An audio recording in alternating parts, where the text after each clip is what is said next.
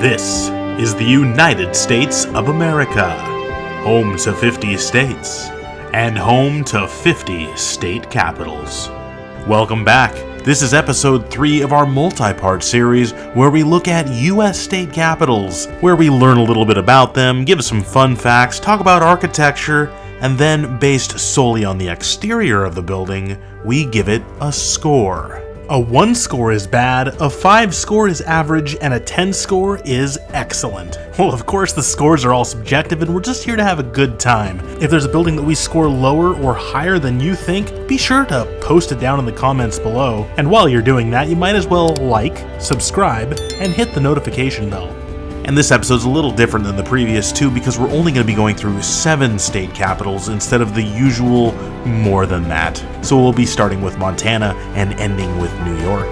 But otherwise, let's get right into it and check out U.S. state capitals and then score them.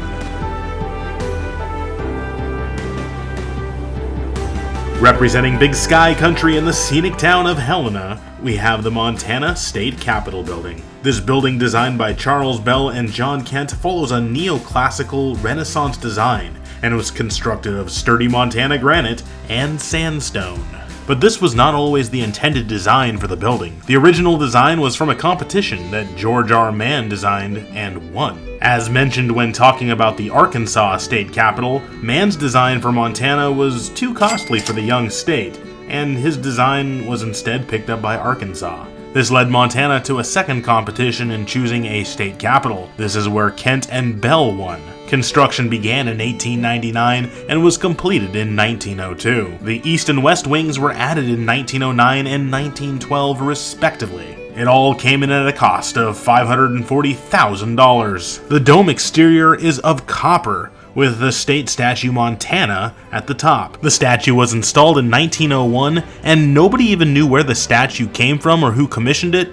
It wasn't until 2006 that someone actually found out who it was and who created it, and the actual name of the statue when it was commissioned was Montana. The designer and sculptor turned out to be Philadelphia resident and Belgian-born sculptor Edward van Ladegheim. She proudly holds up a torch to light the way and shield and protect the people of Montana, referring to the Montana statue, Montana. The interior of the dome is considered one of the prettiest in the region, with the art of Montana's history depicted upon it. At the front entrance of the building, there's a statue of Thomas Francis Meagher, who was the acting territorial governor of Montana between 1865 and 1866. It was under him that the Constitution of Montana got put into motion. He is seen here proudly riding a horse with his sword up high. He was also a decorated Union general during the Civil War. So how do we rate the Montana State Capitol building? Well, it's good. It's better than average. But it's not great, it's not exceptional. I do like the entryway, but the outer wings are pretty mundane. The build-up to the dome is alright. I like it more than I did before, but the dome itself is kinda lackluster. I do like the statues around the building, and the grounds are quite nice. Overall, I'm going to give this building a 7. Still a really good looking state capitol building. Standing at 400 feet tall, Nebraska's State Capitol Building is the second tallest Capitol building in the United States. It was built at a time when Art Deco was in its heyday, and this building, designed by Bertram Goodhue, followed that trend. Goodhue was a well-known designer of churches, and when chosen to design this capitol, he wanted to do something different than the typical domed capitol building. Goodhue hailed from New York City, and his being surrounded by skyscrapers influenced this beacon tower design for the Nebraska State Capitol. Construction began in 1922 and was completed in 1932, coming in at a total cost of $9.8 million, which was under the $10 million proposed budget. In total, the building stood at 15 stories tall at about 400 feet. In many ways, the Capitol building is kind of a monument to the history of Nebraska, whether it be the Sower statue at the very top of the dome, to the Thunderbird mosaics around the gold-tiled dome. There are many pieces of art representing the many Plains natives of the region as well. Not to mention all 93 of Nebraska's counties are represented with their names inscribed at the top of the base of the Capitol building, as well as 21 reliefs representing the history of law.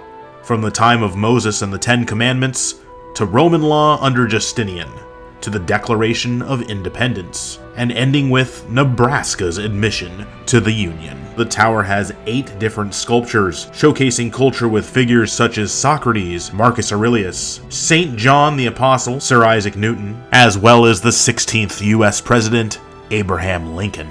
Inside and out, this building is loaded with art and sculptures that could take hours to examine and explain. Notably, on the western grounds is the 1912 monument to Abraham Lincoln, organized by the Young Men's Republican Club in 1908. It was created and sculpted by Henry Bacon and Daniel French, who both would later work on the Lincoln Memorial in Washington, D.C. Like, honestly, who would have expected all of this in Nebraska? The Nebraska state capitol is a great example of Art Deco architecture, and there are some great sightlines of the building, including from the University of Nebraska State. All the art and culture and history tied to this building alone should give it a really high score, but we're only here to score the building itself. And I can't say I'm the biggest fan of tall, skyscraper structured buildings, but I do think this is definitely above average, but I don't think it's great.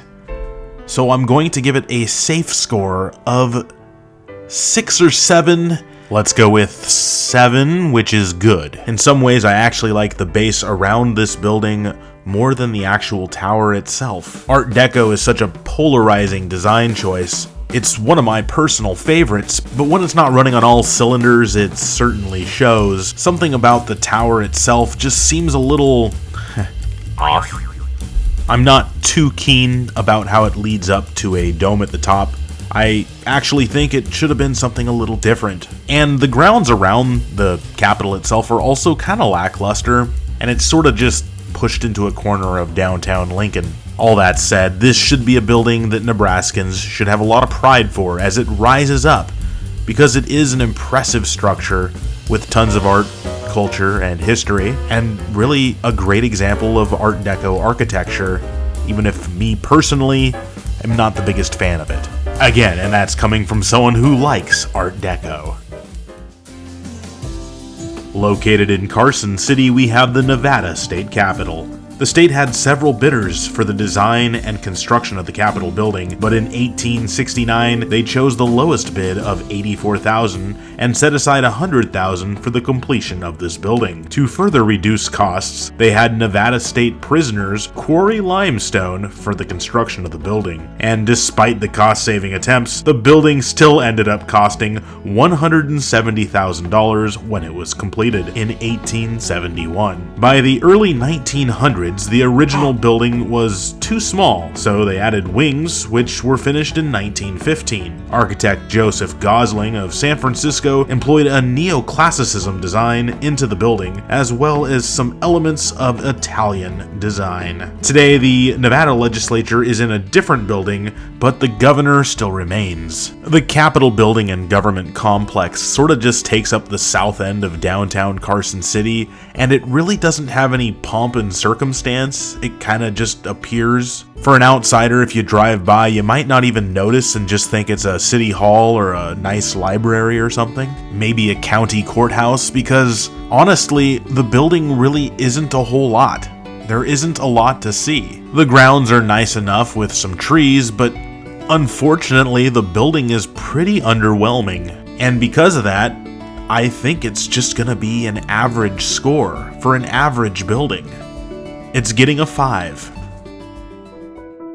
The New Hampshire State House has reliably served the people of New Hampshire since it was created in 1819. It has remained steadfast in Concord, holding the title as the oldest state house in which its legislature still occupies its original chambers. Quakers originally occupied the spot that the state house is in, but it was one of their meeting houses instead. This Greek Revival-styled building was designed by Stuart Park. The building has a portico supported by Doric columns, something you'd see in Greek architecture. The dome structure is octagonal, with a golden dome and a golden eagle at the top. Inside that golden dome is a symbol of the city, the Concord Lantern. The Concord lantern has remained lit since the early times of this building's construction, except for a period in the 1970s when they were trying to save money. I really can't imagine how many pennies they were saving from a single lantern not being lit. This particular lantern and lanterns like it were used by the Patriots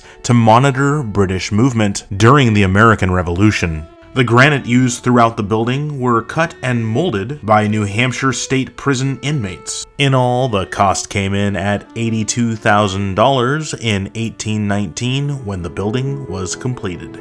This Capitol building is not an imposing structure by any means, but again, it kind of follows this New England vibe of being small and not so massive. Even Concord itself isn't a big city or anything. So as for a score, well, it's not a mess like the Massachusetts State House, and it has a different beauty than the main state Capitol building, and I guess it's gonna earn the same score as that, a 7. The Capitol grounds are small but very nice, and the building itself is surrounded by a beautiful kind of court area, church, legislative building behind it. The building is really kept up nicely, and it just fits into its setting very well. If walking towards the building from Main Street, you get this really neat archway, kind of gateway to the Capitol grounds, and there are several beautiful statues located on the grounds as well. So, New Hampshire, you get a 7. The third oldest state house in the country is the New Jersey State House in Trenton, today housing the governor, lieutenant governor, and both chambers of the state legislature. The building sits on the northeast shore of the Delaware River and looks directly into Pennsylvania. Yeah, the capital of New Jersey is right next to the border of Pennsylvania, making it the closest Capitol building to another state border in the country, possibly in the world. It was Philadelphia architect Jonathan Doan who designed the building. Construction began in 1792. The original building was of stucco and had 2 different wings. Due to government needs, the building was expanded upon in 1845 and 1871, until a fire broke out in 1885, which required more construction, but this time of brick. In 1911, they made the decision to have a new office block destroy the original 1792 structure of this Capitol building. And the last major change came in 1960, with mainly interior changes. Today we are left with this monstrosity, which has no central highlight or scenic angles. It is a mismatch of many styles from many different architects, none of which felt humble enough to build off the previous designer's intent, but each eager to add their own imprint on the building. We are left with the most confusing design in the country, with no uniformity, at least from the street side. The dome can barely be seen from the New Jersey side. I'm not joking, if you want to even see the dome, you have to go across the river to Pennsylvania. This building is an absolute mess and a disaster to look at. I mean, where do you even walk in? To even get a tour of the state capitol building, you have to go to a different building, because there's no public entrance to the state capitol building. To make matters worse, Trenton as a city also kinda isn't too great. That's the nice way of saying it. I mean, they have one of the highest murder rates in the country. Congratulations, New Jersey, you should be embarrassed. You get the first 1 out of 10. Worst Capitol building in the country so far. Insert New Jersey joke here.